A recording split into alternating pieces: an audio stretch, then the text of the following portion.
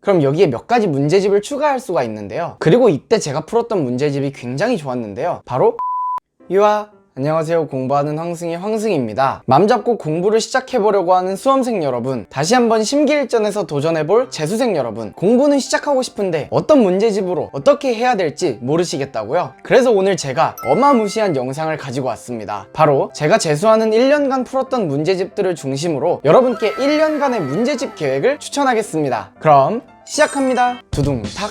먼저 2월입니다. 2월 달에는 과목에 상관없이 수능 연계교재인 EBS 수능 특강과 검정색 마더텅 기출문제집을 풀었는데요. 시중에 자이스토리, 시뮬, 마더텅 등등 다양한 종류의 기출문제집이 나와 있는데요. 개인적으로 저 같은 경우에는 마더텅이 가장 좋았습니다. 왜냐하면 마더텅은 답지가 굉장히 상세하게 나와 있어서 모르는 문제가 생겼을 때도 쉽게 해설을 보고 이해하기가 편했어요. 또한 문제가 편집되어 있는 방식이라든가 실려있는 디자인을 전반적으로 고려해 봤을 때 저에게는 개인적으로 마더텅이 가장 잘 맞았습니다. 이 두 문제집은 6월 정도까지 계속해서 풀었는데요. 제가 올린 공부계획법 영상을 참고하시면 저는 하루에 그렇게 많은 양을 공부하는 스타일이 아니었어요. 남들이 보기에는 조금 우스워 보일 수 있는 작은 양이더라도 매일매일 꾸준히 하는 걸 중요시했던 사람이기 때문에 마더텅 같은 두꺼운 문제집을 푸는 데에는 꽤 오랜 기간이 걸렸던 것 같습니다. 그렇다면 수특은 어떻게 6월까지 풀었느냐? 이거는 수능특강 수학에만 해당되는 얘기일 것 같은데요. 일단 첫 번째 문제를 처음부터 끝까지 싹 풉니다. 그러고 나서 저는 틀렸던 문제들을 처음부터 싹 다시 풀었어요. 그러면은 틀렸던 문제이지만 풀면 또 틀리는 문제들이 분명히 있어요. 그러면 두 번 틀렸던 문제들을 또 싹 풀고 세 번 틀린 문제들을 싹 풀고 해가지고 틀린 문제가 생기지 않을 때까지 수능 특강 수학은 반복해서 풀었습니다. 그렇게 하면 보통 4번에서 5번까지 틀리는 문제도 나오는데요. 그런 문제들을 계속해서 마주하고 해결해 나가다 보면 고난도 문제를 푸는 방법에 대해서 이해하게 되고 정확하게 왜 이런 과정을 거쳐서 이런 답이 나왔는지를 확실하게 이해할 수 있게 됩니다. 그렇게 해서 수특과 검은색 마더텅 기출문제집은 2월부터 계속해서 풀었습니다.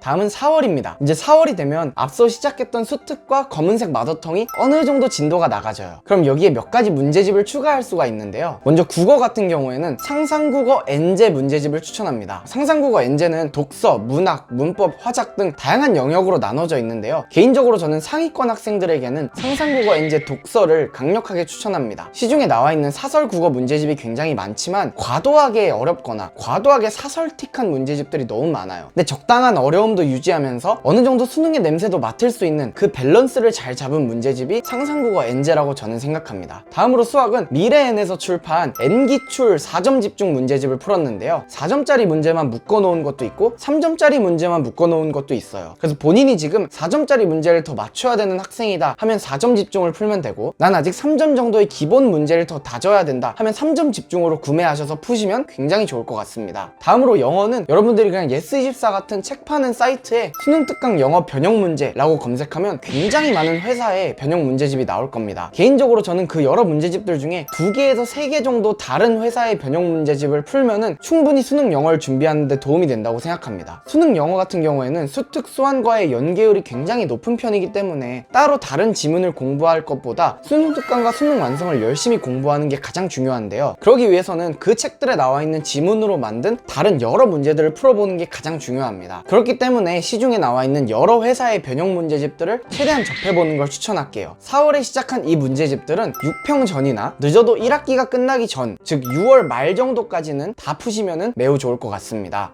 다음은 7월입니다. 7월부터는 이제 수능 완성을 접할 수 있는데요. 당연히 과목과 상관없이 수능 완성은 모두 구매하셔서 풀어보는 걸 추천합니다. 이때 같은 경우에 저는 국어 비문학이 계속 안 잡히던 시기였어요. 그래서 제가 풀었던 국어 문제집은 바로 블랙라벨 비문학입니다. 블랙라벨이라고 하면 다들 어려운 수학 문제집으로 생각하시잖아요. 근데 블랙라벨이 국어와 영어 같은 다른 과목의 문제집도 출판을 합니다. 당연히 난이도는 높지만 그만큼 퀄리티가 좋은 문제들이 많이 있어요. 그래서 본인이 좀 상위권이나 최상위권을 목표로 하고 있다 하면은 블랙라벨 푸시는 것도 좋을 것 같고요. 중위권이나 하위권 학생들은 계속해서 수능 특강이나 마더텅 기출문제집을 반복하는 게 오히려 좋다고 생각합니다. 그리고 수학은 이투스북에서 출판한 너희들의 기출문제, 너기출이라는 문제집도 풀었는데요. 이 문제집 같은 경우에는 해설이 굉장히 자세하게 나와 있고 중요한 기출문제들을 잘 압축해서 모아놨기 때문에 조금은 필요 없거나 중요성이 낮은 기출문제들을 자연스럽게 걸을 수가 있었어요. 수능 완성을 비롯한 7월에 시작한 이 문제집들은 9평 전까지 완료하시는 게 가장 괜찮을 것 같습니다. 마지막으로 9월입니다. 9평 이후부터는 뭔가 새로운 개념을 집어넣기보다는 지금까지 달려왔던 공부들을 정리하는 과정이 꼭 필요합니다. 그래서 제가 작년 9평 시험 이후에 9평 이후 공부법이라는 영상을 올렸는데요. 정말 저의 혼을 갈아 넣은 영상이자 저의 성적을 가장 많이 올려줬다고 자부할 수 있는 공부 방법이니까요. 그 영상은 꼭 참고하셨으면 좋겠습니다. 그래서 그 영상에 나온 대로 각 과목별로 기출 분석을 계속해서 진행했어요. 그리고 이때 제가 풀었던 문제집이 굉장히 좋았는데요. 바로 노란색 마더텅과 파란색 마더텅입니다. 자, 노란색 마더텅, 파란색 마더텅 둘 다 미니 모의고사입니다. 10문제에서 15문제 내외로 해서 약 한 20분 정도만 투자하면 빠르게 풀 수 있게 각 과목별로 미니 모의고사를 만들어 놓은 건데요. 노란색 마더텅은 그냥 기본, 파란색 마더텅은 고난도 미니 모의고사입니다. 노란색 마더텅은 총 24회가 실려 있고요. 파란색은 12회가 실려 있는데요. 총 합치면 36회분이 나옵니다. 이걸 저는 평일 5일 중에 4일간 매일 풀었어요. 보통 9평 이후부터 수능 때까지 9주에서 10주 정도의 기간이 남는데 36회의 모의고사를 일주일에 4개씩 풀면은 딱 9주 동안 풀고 좋은 컨디션으로 수능을 보러 갈 수 있습니다. 그리고 저는 9평 이후에는 수능의 감을 잃지 않는 걸 굉장히 중요하다고 생각했어요. 그래서 매주 일요일은 저만의 모의고사 날이었습니다. 시중에 인강 사이트나 서점에 가시면 9평 이후부터는 굉장히 많은 봉투 모의고사들이 출제가 될 거예요. 그럼 그걸 각 과목별로 구매하셔서 약 9주에서 10주 정도 매주 모의고사를 풀 수 있는 분량을 만들어 놓으세요. 개인적으로 봉투 모의고사는 EBS에서 나온 모의고사는 꼭 풀어보시고요. 그거 이외로 개수가 부족하다면 그 이후에는 자유롭게 골라서 푸셔도 괜찮을 것 같습니다. 이렇게 하면 1년간의 수험생활이 끝나게 됩니다. 공부하는 황승. 네, 여러분, 오늘은 제가 재수하는 1년간 풀었던 문제집을 2월부터 11월까지 쭉 정리해 봤는데요. 당연히 개인별로 선호하는 문제집이 다르고 본인에게 맞는 문제집이 다르기 때문에 제가 전달한 내용은 어디까지나 참고사항으로 생각하시면 좋을 것 같습니다. 더 자세한 계획이나 공부법 관련해서 혹은 문제집과 관련된 질문들은 댓글로 남겨주시면 제가 답변하도록 하겠습니다. 오늘 영상이 유익하셨다면 구독과 좋아요 부탁드립니다. 감사합니다.